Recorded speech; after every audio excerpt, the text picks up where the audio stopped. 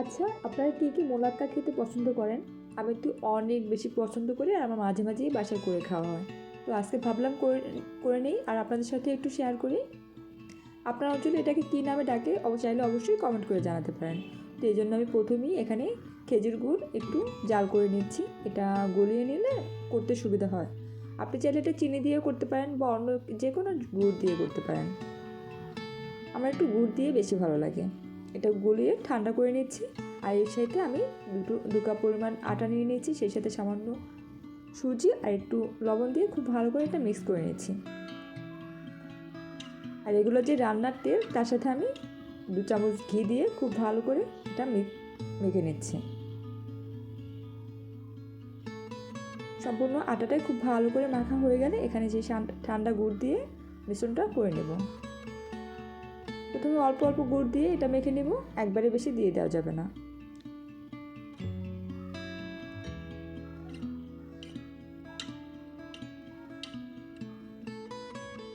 একটু একটু করে মেখে এটা আমি 10 মিনিটের মতো রেস্টে দেব।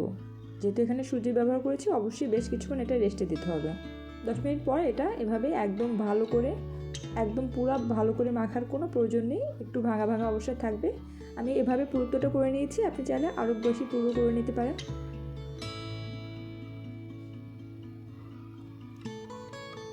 ছোটো ছোটো করে কেটে নিয়েছি। এটা যে কোনো শেপে কাটা যায়, মূলত আপনার রুচির উপরে ডিপেন্ড করে এটা আপনি কীভাবে চাচ্ছেন। আমি খুব বেশি বড়ও করছি না, একদম ছোটও করছি না, এভাবে করে সবগুলো কেটে নিচ্ছি। গুড় দিয়ে মোনাক্কাটা একটু বেশি ভালো লাগে।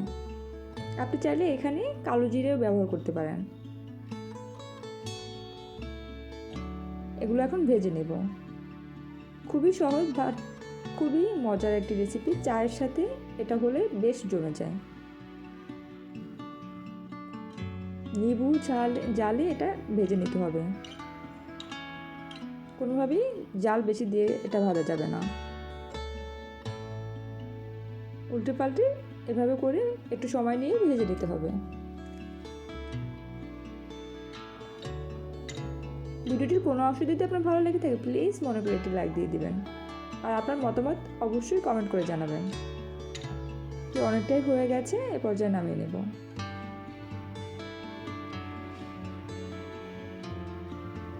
ঠান্ডা হওয়ার পর এটা চায়ের সাথে অনেক বেশি ভালো লাগে আর আমার অনেক বেশি পছন্দের একটি খাবার। তো আপনাদের কার কেমন লাগলো অবশ্যই আপনার মূল্যবান মতামত কমেন্ট করে জানাবেন। আর ভিডিওটির কোনো অংশ যদি ভালো লাগে থাকে, প্লিজ মনে করে এটি শেয়ার করে দিবেন। সবাই অনেক বেশি ভালো থাকবেন। আসসালামু আলাইকুম।